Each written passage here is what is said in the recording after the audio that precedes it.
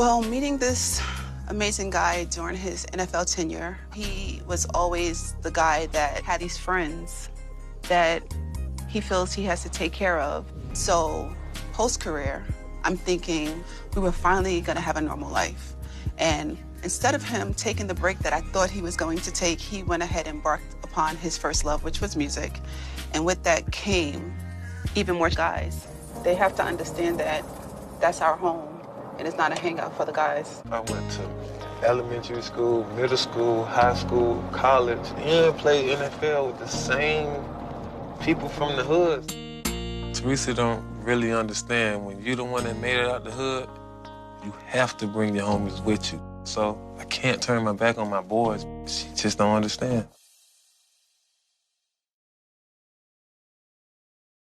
What's going on, everybody? I'm your boy, Hey Mikey, from HeyMikeyATL.com, the KONTROL magazine, where I'm the executive editor. I'm sitting right here with two of the stars from Love Goals. Yes, Yes, we got Teresa, I Love This Self, and Mr. Fantastic Dwayne. How you doing today, sir? Yes, my dog. Listen, I want to thank y'all so much for sitting down with us, and more importantly, so much for doing this show.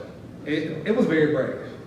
Very brave. I watched the first 2 episodes of the series, and I'm just kind of like in wow and awe of like everything that I saw. First of all, I love seeing Black love on TV, even when it's a little bit tumultuous. But the most important thing is that you guys actually took the time to say, "Hey, we need a little help. Let's get this done." Yes. So first off, tell me, why did you decide to get therapy on television instead of like making it a private issue that you two could work out together? Well, it was more so the opportunity that came was the OWN network. So we were against reality TV. It was very private about our lives, but we knew going this route, we would have the best of the best. There was going to be no shortcuts, especially when you're dealing with the OWN network. So that was the reason why we went ahead and embarked upon that journey publicly. Okay. What about you? Did you have some reservations? Because I mean, you know, you used to be in the public. I already been in the NFL, and then you become a rapper now. So I'm sure people had speculations and questions. You might have been a bit more reserved than she would have been. I was more reserved, you know. Okay.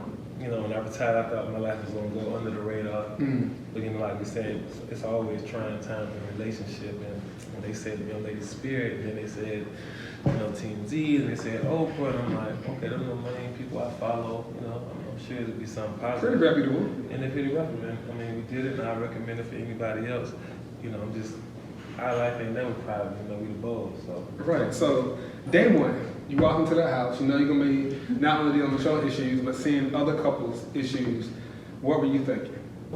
I just heard of certain people, but seeing it day one, it was very intense because you watch TV and you see people's lives and you think it's fake. Right. And then you get to meet them in person and it's real.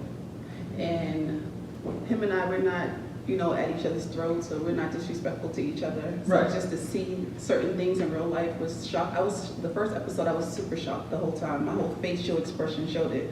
I was just like, so that was my experience. You know, my experience, I'm always, you know, the first day they put us through some of the trainings.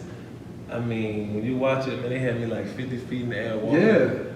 A thin line, blindfolded, just her voice. You know, they said I could hear it, but I'm really not hearing it. So they put us through. Wow, so you really couldn't hear it? Yeah. Okay. And it was real tough. And I mean, that just made me realize who I got in my corner and made me really focus in, you know, on the prize. It definitely built, that's what I was gonna say. I feel like that's the ultimate trust episode, or act, you know what I mean? Ultimate. And marriage or any type of relationship, even friendships, are primarily built on trust.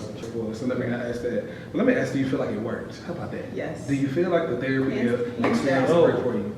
Hands down, I would recommend therapy to anyone. You know, I felt like I was G and I'm good at life, and I'm that young lady that people come to for help, and he is too. So our house is flooded with people draining us for, you know, just everything. So we never thought we needed someone to help us. Because you were the helpers. Yes. But you know, the thing about it is strong people need strong people too, and sometimes they need help and assistance.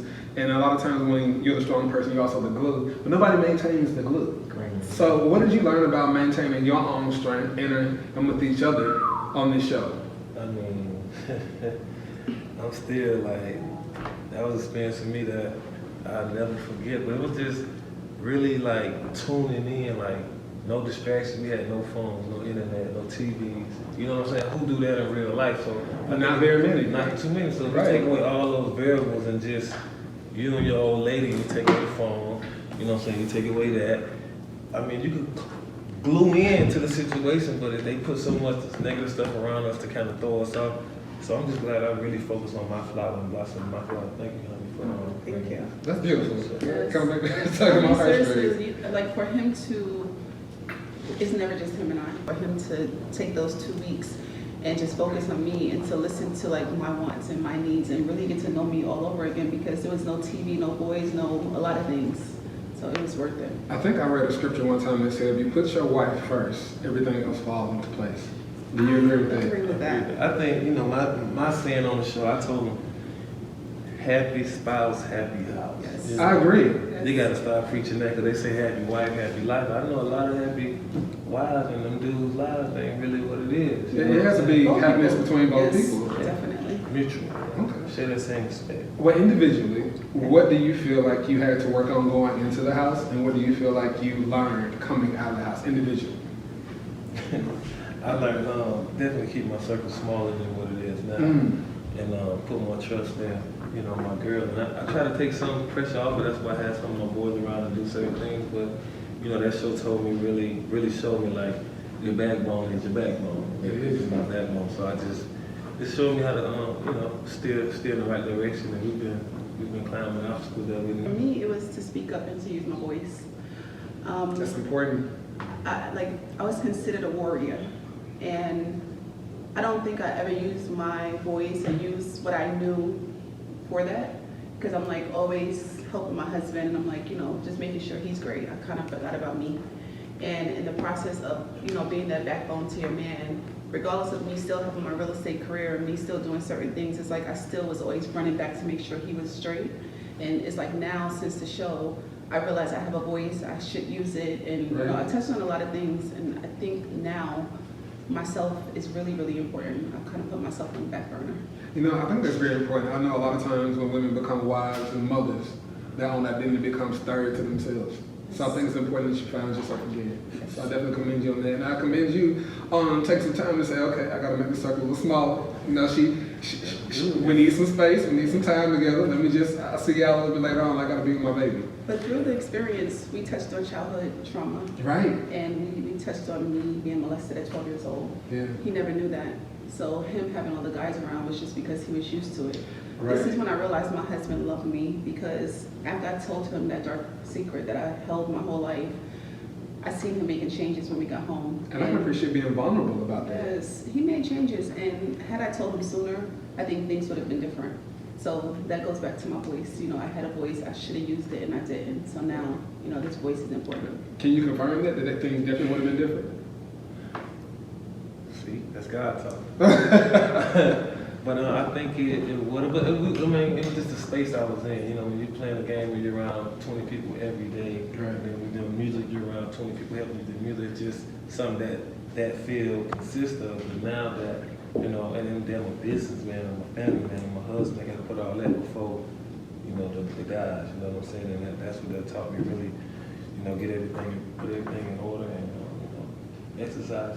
So I know I heard recently you guys ran to Spirit again. You haven't seen her since this experience. Man. You know, Spirit was a counselor. How was that, seeing her again after all this time? That was crazy. We spoke up, we was in there talking about it. I was like, dang, man, I said, Spirit, she really, like, she the bomb. She the truth, right? Amazing. And we walked past one room, we was doing a little radio run, and I said, damn, look like Spirit. And that was her. And it's like, it took us all the way back to November. It was crazy. There's not too many people you meet that just have a spirit about them, and her name is Spirit, which Right. is ironic, but she is like a stern, loving person, and when you're around her, she means business, she demands respect, she knows how to take control of a room. It's like I admired her as another Black woman, just seeing how hard she's worked, the accolades that she's accomplished, Right. and just that she was able to control 10 people at one time, just little old her. That's quite a feat. Yeah. Because there's a lot of big personalities on the show. Yes. Some of them we've seen before, and there's some people that are completely new to the situation Yes. of reality television, you know, like yourselves.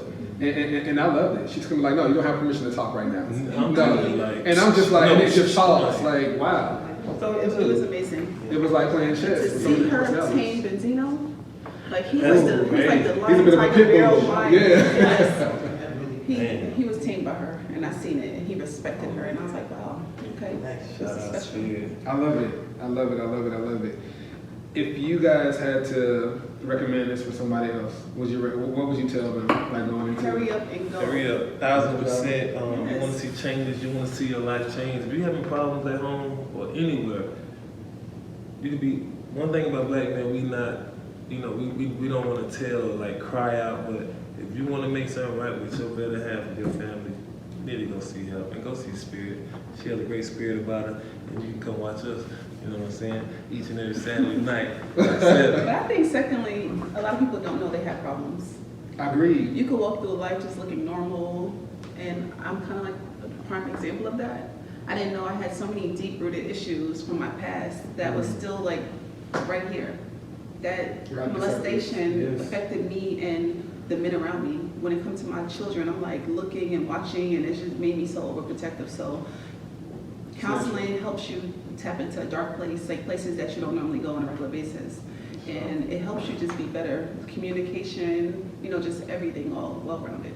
Awesome. And what do you guys have planned for the rest of the year? What does the rest of 2020 look like for you too? Oh, man, it's big goals. You know, my wife just, you want to tell them about your... Yes, because, you know, you was along this journey with me. You did a lot to help support me up until this point, but we're doing a children's illustrated book. Okay. It's called My Mommy's Boyfriend, so it kind of talks about the predatory experience, but the purpose of this book is to educate children. There's no books in schools or no books that you can go purchase and read to your kids and open up the dialogue as far as like what to do if you're faced with a predator in your home or your life. That's very important because, you know, a lot of people, we teach our children about strangers, but we never teach them about the stranger that never comes. It's usually somebody we know that perpetuates these acts in our children. And so they need to be informed, and we need to inform parents about it too. Let's talk about strangers a different way. The strangers are not always strangers. Sometimes strangers is that cousin or that uncle or that neighbor across the street. So that's very important. 93% of predators are people we know, love, and trust. Jesus. 98% of kids are uneducated when it comes to molestation and predatory experiences. We don't talk to our kids about it. It's always uncomfortable. We don't know what age. You know, it's always something why we don't do it. So I know you just said you had a kid. Yes, he's 17. Yeah, maybe. Oh. But you know, I was the same way. But I experienced something similar as you did, and for the longest, you're not spending the night. We're not doing this. We're not doing that. Yes. He's 17 now. I need a phone number. I need to know where you at. I need you to FaceTime me when you get there, and this is what we're doing. But you know what you said that was important? Everyone I speak to now, as I'm on this journey, I'm like, you know, do you talk to your kids? And they're like, oh, tell them about strangers and what to do to make sure this. And I'm like, but do you tell them about what can happen with somebody that's not a stranger? Right. And they're like, no, you know, I didn't say no when or how. So we're working on a lot of things to help people educate the kids. I mean, thank you for that. The platform for Don't Touch Me is education. We're educating adults to be brave enough to talk about it and the kids to know and recognize the predator. Yes. Amen. Yes, Amen. we're gonna make a difference. Dwayne, what about your music? We got new EPs and singles. What's going on? Every week, starting after March 7th, I will be dropping a single and a video. I've been holding back all this music. I'm sorry, but I had the show, I had the book, I had the songs to do. Every week, new music, Free Game 2020, and I mean, we just getting started. So, Can you guys confirm or deny a rumor for me? I heard it should be on Love and Hip Hop Miami this next season coming up soon. You said who? Love and Hip Hop Miami. That was thrown out to me like a few hours ago. I was like, really? No. No interest in it? No. Mona and called you and said or something? We actually spoke with Mona and sat down or whatever, but you know, a fit is a fit. And we're definitely on a positive note. And we're just not in a place. You know. But the show is entertaining. I love Love and Hip Hop. I watch them, you know, shout out to them. But it's just I want positivity for my family and my relationship. I agree. I don't want to have to get on there and hurt nobody. You feel me? Seriously. My closet. Don't bring them back out. Not in Miami, no. Okay. You know what I mean? It's not for us. Okay. Well, I want to thank y'all so much again for sharing your journey on television with millions of people across the country. And of course, sitting down and talking with me today. I'm praying blessings and peace and love for y'all and prosperity. And consider us at Mikey ATL and Control Magazine your friends, okay? We'll definitely say something. ATL Control Magazine, you already know it's your boy Money Bo, T-Bo. Get that book next week. My Mommy's Boyfriend. Watch the show Saturday, March 7th. You know what it is. Love y'all.